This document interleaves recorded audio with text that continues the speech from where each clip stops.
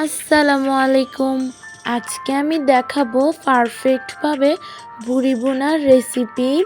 এভাবে ভুড়ি ভুনা তৈরি করলে এতে কোনো প্রকার গন্ধ থাকবে না, খেতে হবে দারুণ। ভুড়ি ভুনা করার জন্য এখানে ভুড়িগুলোকে কেটে ধুয়ে পরিষ্কার করে নিয়েছি। এখানে আমি হাফ কাপ তেল গরম করে নিয়েছি।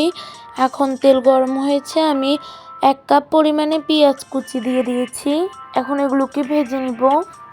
1 টেবিল চামচ লবণ দিয়ে দিচ্ছি, 1 টেবিল চামচ মরিচ গুঁড়া, 1 টেবিল চামচ হলুদ গুঁড়া,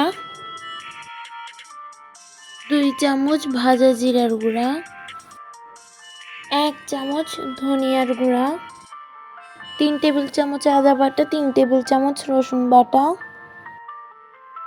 এখন ভালোভাবে মশলাগুলো কষিয়ে নিব। 2 চামচ টমেটোর পিউরি দিয়ে দিয়েছি। এখন মশলাগুলো ভালোভাবে কষিয়ে নেওয়া হয়ে গিয়েছে। এখন আমি বড়িগুলো দিয়ে দিচ্ছি। এখানে কিছু শুকনো গরম মশলা নিয়ে নিয়েছি, তেজপাতা, দারচিনি, সবুজ এলাচ, লং এবং কালো গোলমরিচ। এখন এগুলো দিয়ে দিব।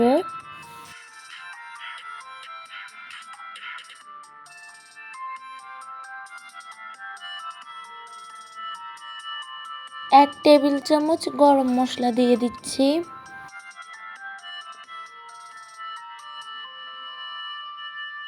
এখন কষানোর জন্য এগুলোকে ঢাকনা দিয়ে কিছুক্ষণ রেখে দিব। এখন এগুলো থেকে পানি বের হয়েছে, দেখুন। এখন ভালোভাবে পানিগুলোকে শুকিয়ে নিব। এখন আবারও ঢাকনা দিয়ে রেখে দিব। এখন ভালোভাবে এগুলোকে কষিয়ে নেওয়া হয়ে গিয়েছে। এই যে দেখুন, এগুলোর উপরে তেল বেশি এসেছে। এখন 1 লিটার পরিমাণে পানি দিয়ে দিব। এখন এগুলো রান্না হওয়ার জন্য ঢেকে দিচ্ছি। এগুলো শুকানো পর্যন্ত অপেক্ষা করব। কিছুক্ষণ পর এখন দেখাচ্ছি, দেখুন এগুলো মাখা মাখা হয়ে গিয়েছে। বাগার দেওয়ার জন্য এখানে তেল গরম হতে দিয়েছি আমি। এখন তেল গরম হয়েছে, এখন আমি 1 চামচ পরিমাণে গোটা জিরা দিয়ে দিচ্ছি। এখন এখানে হাফ কাপ পেঁয়াজ কুচি এবং 1/4 কাপ রসুন কুচি নিয়ে নিয়েছি। এখন এগুলোকে ব্রাউন কালার করে ভেজে নিব।